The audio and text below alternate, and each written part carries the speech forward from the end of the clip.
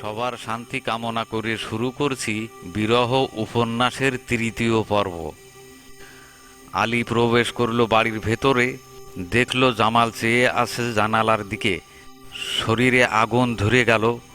বাজ পাখির মতো উড়িয়ে গিয়ে পড়ল জামালের উপর। বুকের জামা ধরে টেনে তুলে বলল, অনেক দিন থেকে খুঁজে ফিরছি, আজ তোমাকে কেউ রক্ষা করতে পারবে না জামাল। আমি তোমার রক্তে স্নান করে ধুয়ে মুছে জীবনের সকল যন্ত্রণা দূর করব। জোর করে ঘরে ঢুকিয়ে শেকল টেনে দিল। তালা চেপে দিয়ে চাবি রাখল পকেটে। চাপা চিৎকারে বলল, আজ তোমার শেষ দিন। যত পারো খোদাকে ডেকে নাও। আমার ফিরে আসা পর্যন্ত তুমি দুনিয়ায় বেঁচে থাকবে। তুমিও শুনে রাখো ময়নার মা, আমি ফিরে এসে যদি জামালকে না পাই, যদি তুমি ছেড়ে দাও, তবে আমার দাফনের ব্যবস্থাটাও করে রেখো। ময়নার ঘরের শেকল লাগিয়ে দ্রুত বেরিয়ে গেল। মা অবাক হয়ে দাঁড়িয়ে আসে। ময়না ভাবছে সত্যি আজ আর জামালকে বাঁচিয়ে রাখা যাবে না। তার স্বামীকে নির্মমভাবে হত্যা করা হবে, নিয়ে যাওয়া হবে তারই চোখের সামনে দিয়ে। কি নিদারুণ অন্তর্ভেদী বেদনা! কিভাবে সইবে তার কচি হৃদয়! অন্তর্দাহে জ্বলে পুড়িয়ে ছারখার হয়ে যাচ্ছে সমস্ত শরীর। আহ, কি অভাবনীয় যন্ত্রণা বক্ষ ভেদ করে পেরিয়ে যাচ্ছে। বিষের ছুরি অন্তরস্থল ভেদ করছে। রক্ষা করার মতো কেউ নেই। আমি বেঁচে আছি শুধু জামালের জন্য। তার মৃত্যুর আগে আমার আত্মহত্যার সুযোগটুকু তুমি দিও, যেন সুষ্ঠুভাবে মরতে পারি। যেখানে জামাল থাকবে না, সেখানে আমার থাকার প্রয়োজন নেই। আহার নিদ্রা পালিয়ে এ বাড়িতে প্রচণ্ড শোক ঢুকেছে। রান্না খাওয়া আজ কিছুই হয়নি। যে যেখানে সেই সেখানে কাঠ হয়ে বসে আসে। ময়না উকি দিয়ে দেখত মা মাটিতে বসে দেয়ালে হেলান দিয়ে রয়েছে। কখনো অধীর আগ্রহে কি ভাবছে, আবার কখনো উসপিস করছে। কিছু বলতে পারছে না, আবার সইতেও পারছে না। যন্ত্রণার দাহে কখনো মাটিতে শুয়ে পড়ছে, আবার উঠে বসছে। মা নিতান্ত ভেঙে পড়েছে, তা বুঝতে আর বাকি নেই ময়নার। ভেবেছিল মাকে বলে জামালকে মুক্ত করে দেবে, কিন্তু সেটা হবার নয়। সে ক্ষমতা থাকলে নিজেই তাকে ছেড়ে দিত। আমার পিতার কথাই তার হাত পা বাঁধা পড়েছে। তাছাড়া তালার চাবিও তার কাছে। জামালের চিন্তায় মাও মর্মাহত, তবুও সে উপায়হীনা। মানুষ যখন মৃত্যুকে নিজেই বরণ করে নেই, তখন তার মৃত্যুর ভয় থাকে না। ময়না প্রস্তুত হয়ে আসে কখন জামালকে নিয়ে যাবে ঘর থেকে। জামালের আগে ময়নার মৃত্যু না হলে তার মৃত আত্মা কিছুতেই শান্তি পাবে না। সন্ধ্যা পেরিয়ে রাতের ঘন অন্ধকার নেমে এসেছে। আলোবিহীন বাড়িতে দপ দপ করে 7-8 জন লোক এসে উঠল বারান্দায়। ঘর থেকে ছায়ার মতো দেখা যাচ্ছে আজ জামালের নির্ঘাত মৃত্যু। জামালের আজ মৃত্যু হবে। আলীর মধ্যে এ নিয়ে কোনো ব্যস্ততা পরিলক্ষিত হচ্ছে না। হত্যার কলা কৌশল আগেই নিষ্পত্তি করে এসেছে। জামালের মুখ বেঁধে নিয়ে যাওয়া হবে বাউড়ের কুলে, সেখানে গলায় ফাঁস লাগিয়ে হত্যা করা হবে। তারপর কচুরিপনার তলে ঢুকাতে পারলে সমস্ত খেলা শেষ। কারণ গত বছর ওই বাউড়ে আফ্রিকান মাগুর ছাড়া হয়েছে। সকালের সূর্য মাথা ছাড়া দিয়ে উঠার আগেই জামালকে খেয়ে তারা পানিতে তলিয়ে যাবে। গ্রামের রাস্তা দিয়ে মানুষের চলাচল বন্ধ হয়নি। কিছু কিছু বাড়ি বাতি নিভিয়ে ঘুমিয়ে পড়েছে, বেশিরভাগ বাড়ির বাতি জ্বলছে।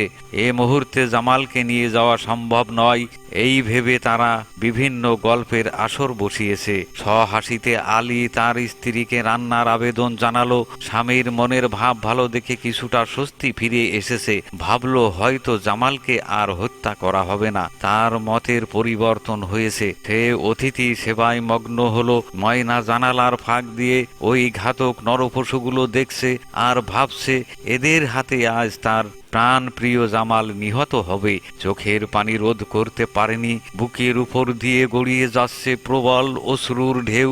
মনের ব্যাকুলতা ক্রমেই বেড়ে চলেছে। উচ্চ স্বরে কাদার উপায় নেই। খোদার দরবারে দুটি হাত তুলে বলছে, হে খোদা, তুমি পরম করুণাময় দয়ালু। মানুষকে নিজ কুদরাতে সৃষ্টি করে দুনিয়ায় পাঠিয়েছ। তোমার কোটি কোটি সৃষ্টির মাঝে আমি এক নগণ্য পাপী বান্দি। আজ আমার ব্যথা বোঝার কেউ নেই, শোনারও কেউ নেই। খোদা, তুমিই পারো আমার এই বিপদ থেকে রক্ষা করতে, আমার জামালকে বাঁচাতে। তুমি ছাড়া আমার আপন কেউ নেই, আমার জামালকে বাঁচাও খোদা। চারিদিক নিস্তব্ধ, কোনো মানুষের সাড়া শব্দ নেই। আগন্তুকদের খাওয়া শেষ হয়েছে বেশ কিছুক্ষণ আগে। দামি সিগারেটও একজন দু চারটে করে পুড়িয়েছে। ওদের একজন বলল, কাজ ফয়সালা করা হোক, তারপর গল্প করা যাবে। সবাই উঠল, দরজাটা খট করে খুলে প্রবেশ করলো ঘরের ভেতরে। ময়নার সমস্ত শরীর নিশ্চল হয়ে আসছে, মোনাজাত এখনো শেষ হয়নি। দুটি হাত আস্তে আস্তে নেমে যাচ্ছে নিচে, শরীরের সমস্ত শক্তি প্রয়োগ করে তুলছে উপরে। ঘরের মধ্যে সবাই জামালকে খোঁজাখুঁজি করছে, ঘরে জামাল নেই। একজন বলল, শালাই জানালার ফাঁক দিয়ে পালিয়েছে। কথাটি পৌঁছে গেল ময়নার কানে। ক্লান্ত দেহে স্বস্তির নিঃশ্বাস ফেলে বলল, হে আমার সৃষ্টিকর্তা, তুমিই আমার একমাত্র প্রভু, তুমি সর্বশক্তিমান। অনেক কষ্টে জানালার ছিক কেটেছিলাম পালিয়ে যাবার জন্য, আজ সে পথেই তুমি আমার জামালের প্রাণ রক্ষা করেছ। তোমার এ আশ্চর্য দুনিয়ার অসংখ্য সৃজনের মাঝে আমার এ কাহিনীও আর এক অপূর্ব লীলা বলে আজ মনে হচ্ছে। তোমার আদেশ আমি আর কোনোদিন অমান্য করব না। জামালকে হৃদয়ে বসিয়ে তার সাথেই তোমার সন্ধান করব। জামাল বটতলায় দুটি ঠোঁট নেড়ে কি যেন বলছে। তার মা কাছে এসে শরীরে হাত বুলাতে বুলাতে বলল, তুই আমাদের আর কত কাঁদাবি? সন্তান দূরে থাকার বেদনা যে কত হৃদয় বিদারক, কি অন্তর্ভেদী, তা আমি যে তোকে কি দিয়ে বুঝাবো বাবা। তুই ঘরে ফিরে চল, আমাদের আর তিলে তিলে শেষ করে দিস নে বাবা।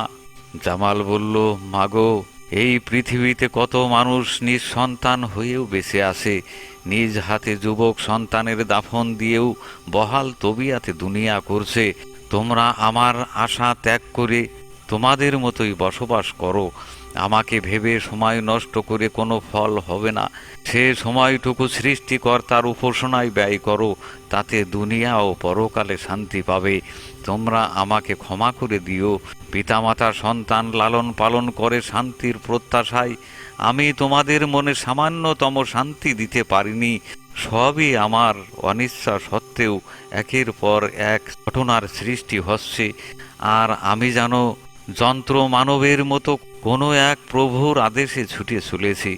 এর সমাধি কোথায় তা আমার জানা নেই মা। লোকে বলে আমি পাগল, কথাটা শুনতে বড় ভালো লাগে আমার। যে আমাকে সৃষ্টি করেছেন সেই সৃষ্টিকর্তার সৃষ্ট একজন রমণীর প্রেমে আমি পাগল, অথচ তার কথা আমার একবারও মনে পড়ে না। আমি সেই পরম দয়ালুকে ভালো না বেসে তার সৃষ্টিকে ভালোবেসেছি। এ কি পাগলামি নয়? আমিও জানি পাগলামি মা, তবুও শত সহস্র প্রতিবাদ করেও এ মনকে বোঝাতে পারিনি। তাই ময়নার স্মৃতিকে বুকে আঁকড়ে ধরে এই বটতলায় পড়ে আসি। জামালের মা বলল, বাবা জামাল, আমি তোর মনে ব্যথা দিয়ে বিরহের আগুন আর প্রজ্বলিত করব না। সহন শক্তি হলে এসে দেখে যাব, না হলে আসব না। আমার শেষ কথাটি শুনে রাখো বাবা।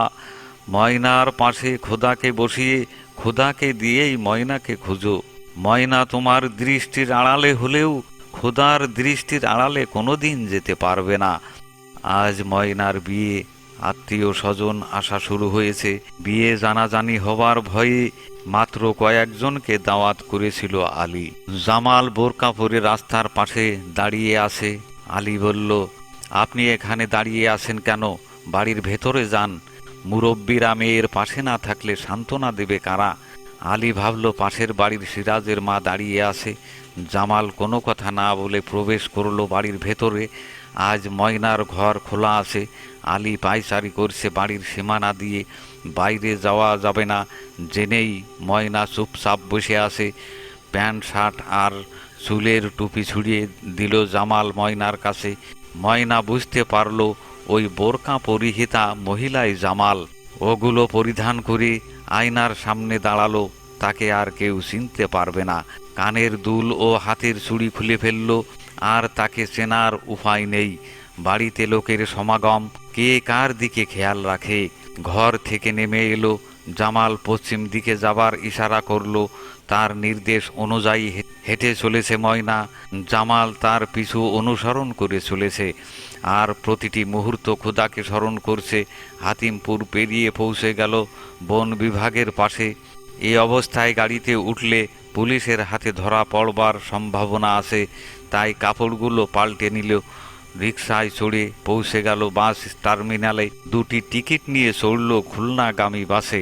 আসন পেল দুইজন দুই জায়গায়, ময়না সামনে আর জামাল পেছনে। তবুও এই গাড়িতে যেতে হবে।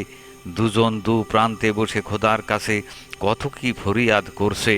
ভাবছে আজ তারা মুক্ত, স্বাধীনতার আনন্দে অন্তরে বিজয়ের পতাকা তুলেছে। কি করবে, কোথায় যাবে? মুক্ত বিহঙ্গের মতো উড়ে যাবে দূর কোনো অজানায়। 4-5 জন লোক গাড়িতে উঠে মুহূর্তের মধ্যে ময়নাকে নামিয়ে নিয়ে গেল। রিকশা হাঁকিয়ে বাড়ির দিকে চলে যাচ্ছে। জামাল শুধুই চেয়ে আসে, শেষ কথাটি বলার সুযোগও পেল না সে। এ ধরনীতে যে যেটা চায় সেটাই ভালো, আর যে যাকে ভালোবাসে সেই তার কাছে বেশি প্রিয়। দুঃখ ব্যথায় চৌচির বুক আজ সত্যিই ভেঙে পড়েছে জামাল। সকল কিছুই দুটি চোখের সামনে দিয়ে ঘটে গেল, অথচ একটি কথা বলারও সুযোগ পেল না। কিভাবে মনকে প্রবোধ দেবে? দুমড়ে মুচড়ে আজ সে দারুণ অসহায়। কি করবে, কোথায় যাবে? ময়নাকে সে আর কোনোদিন পাবে না। ময়না হয়তো অনিচ্ছা সত্ত্বেও তার ঘর করতে বাধ্য হবে, কিন্তু আমি কি নিয়ে ঘরে ফিরে যাব? ময়না ছাড়া শূন্য ঘরে কিছুতেই ঢুকতে পারবো না। সংসার দিয়ে কি হবে? সবাই আমাকে বলে পাগল, আমি সবার কাছে পাগল হয়ে থাকব আমার ময়নাকে মনের মণিকুঠায় বসিয়ে। প্রেমিকা নিকটে থাকার চেয়ে দূরে থাকার স্বাদ বড় মধুর। পাওয়ার আশা আর চেষ্টার ব্যর্থতায় নিখুঁত ভালোবাসার জন্ম নেই। আর এই নানা সৃষ্ট ঘটনায় বিচ্ছেদের দ্বার প্রান্তেও পৌঁছে দেই। আমার জীবনে আর কোনো বিচ্ছেদ নেই, অফুরন্ত ভালোবাসার ক্ষয় নেই। ময়না অন্যকে দেহ বিলীন করলেও তার মন থাকবে আমার মনের সাথে মিশে, আর আমি ওই ময়নাকে ভুলে আমার মনের ময়নাকে নিয়ে বাকি জীবন কাটিয়ে দেব। অতীতের মন গড়া নিয়ম কানুন বর্তমান যুগের শিক্ষিত সমাজের মাঝেও রয়ে গেছে। যেমন বিবাহ অনুষ্ঠানে পাত্রী হ্যাঁ না কিছু না বললেও হ্যাঁ ধরে নেওয়া হবে, আর এই হ্যাঁতেই বিয়ে হয় সমাজের অগণিত মেয়েদের। পিতাদস্যুদের ভয়ে কেউ কথা বলতে পারে না। অসহায় মেয়েদের রাজি অরাজির কোনো মূল্য নেই এই দেশে। এমনই রাজিতে ময়না আজ বাসর ঘরে। চোখের পানির স্রোত গড়িয়ে যাচ্ছে বুকের উপর দিয়ে। জামালের জন্য গচ্ছিত সম্পদ লুণ্ঠন করবে শিমুল নামের এক ডাকাত, যার সাথে বিয়েতে ময়না রাজি ছিল না, এখনও নেই। ভাবতে ক্রন্দনে তার বুক ফেটে যাচ্ছে, অবশ হয়ে আসছে শরীর। গভীর রাত, একজন মানুষ পাশে বসল। ময়নার বুঝতে বাকি নেই লোকটি কে। তার সর্বশরীর থরথর করে কাঁপছে। শিমুল বলল, ময়না, জীবনে আমি কোনোদিন কারো কোনো ক্ষতি করেছি বলে আমার মনে হয় না। কারো ঠকিয়েছি বা কারো 2 পয়সা ফাঁকি দিয়েছি এমন কেউ বলতে পারে না। আজ আমি তোমাকে ঠকিয়ে যে অন্যায় করেছি তার শাস্তি প্রতিটি মুহূর্তে আমার অন্তরে কুঠারাঘাত করছে। ময়নার হাত দুটি জড়িয়ে ধরে বলল, তোমার খাওয়া পরা আনুষাঙ্গিক যা কিছুর প্রয়োজন আমি নিঃস্বার্থে বহন করব, কিন্তু তোমাকে কোনোদিন স্ত্রী হিসেবে গ্রহণ করতে পারবো না। এটাই আমার অপরাধ, আর ক্ষমা করার মালিক তুমি। মানুষ সাধ করে বিয়ে করে, স্ত্রীকে কাছে পেয়ে আনন্দে ভরপুর হয়ে ওঠে। আদর স্নেহে বর্তমান ভবিষ্যতের আলাপে স্ত্রীর লজ্জা ভাঙতে চায়, আর এই মানুষটি সম্পূর্ণ বিপরীত।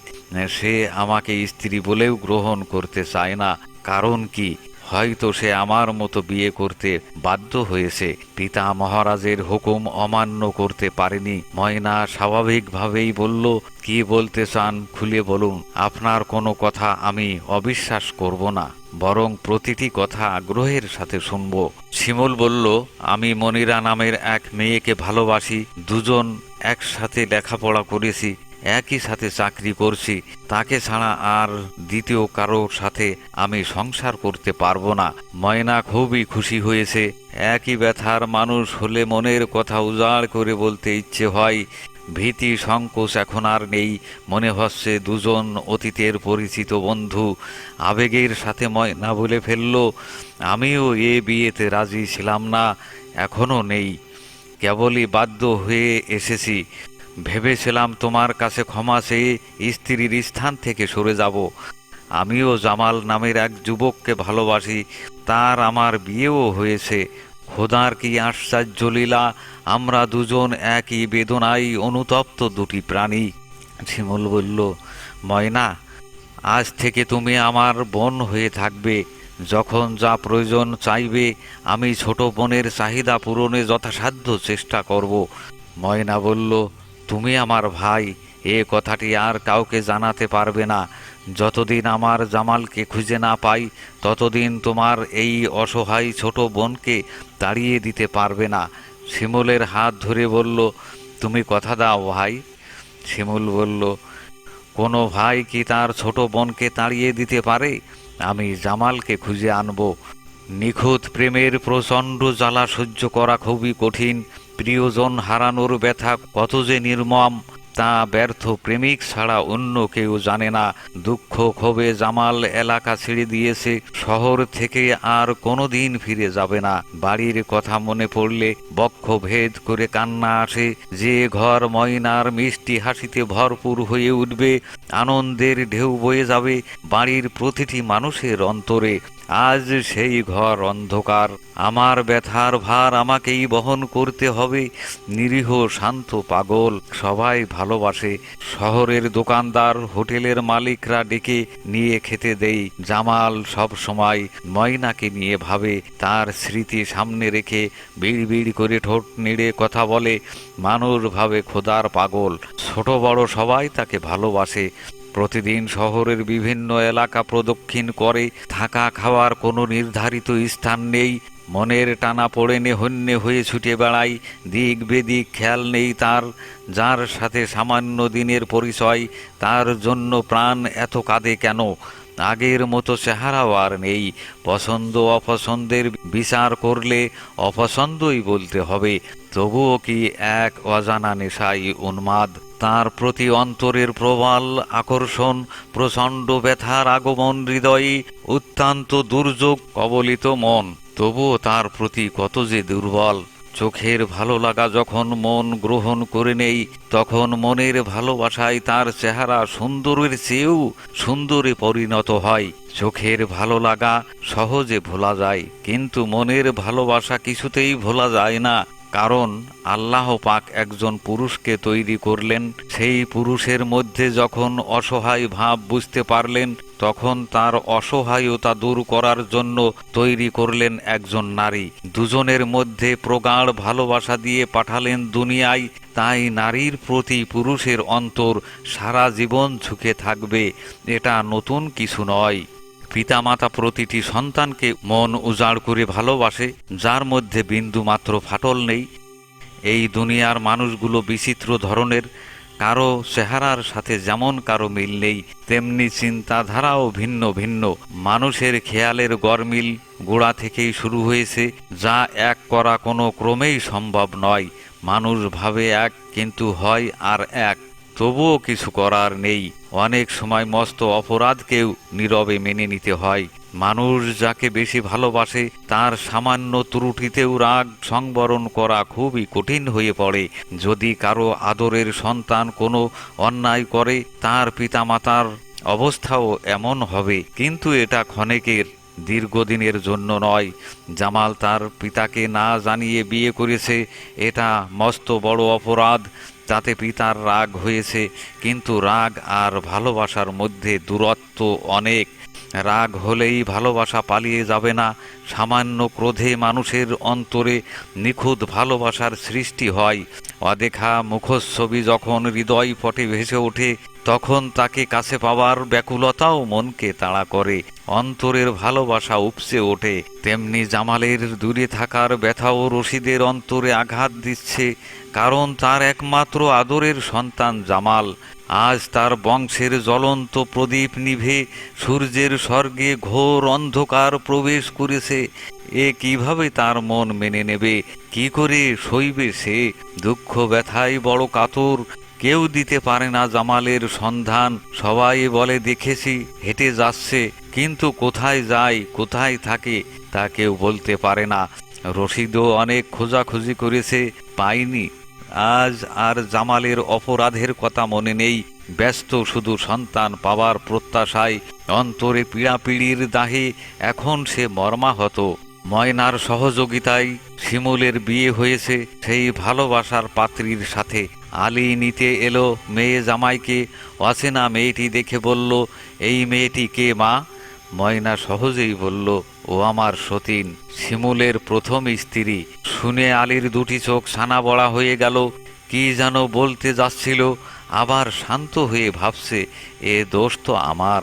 এখানে কথা বাড়িয়ে মেয়ের মনে দুঃখ দিয়ে লাভ নেই। সোনার সংসার থেকে আমার সোনার ময়নাকে ছুড়িয়ে ফেলেছি নর্দামাই। নির্দোষ জামালের অন্তরে আঘাত দেওয়ার শাস্তি অনিচ্ছাই হলেও আমাকে গ্রহণ করতে হবে। পাপের শাস্তি কারো বলে আসে না, মানুষের অজান্তে ঘাড়ে চেপে বসে।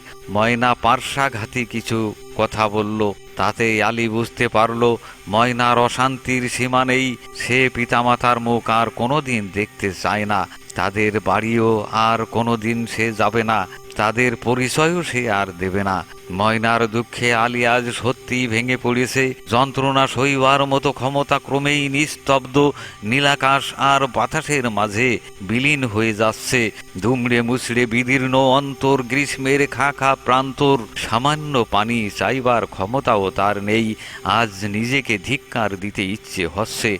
এ কি করলাম? আমার অহংকার, আজ আমারই মেয়ের জীবন বিপন্ন। এ ব্যথা আমি কি করে সইব? দুটি চোখের পানি গড়িয়ে পড়ছে বুকের উপর দিয়ে। ময়না সেদিকে ভ্রুক্ষেপও করল না। আলীর যেন চিৎকার করে কাঁদতে ইচ্ছে হচ্ছে। অভিমানী মেয়ে তার সাথে আর কোনোদিন কথা বলবে না, কারণ সে নিজেই ময়নাকে দুঃখের সাগরে ভাসিয়েছে। আজ তার নিষ্ঠুরতা, অহংকার প্রতিটি মুহূর্তে দংশন করছে অন্তরে। বেদনায় জর্জরিত আলী কাউকে না বলেই বাড়ি থেকে বেরিয়ে গেল। পরবর্তী পর্বে চোখ রাখুন।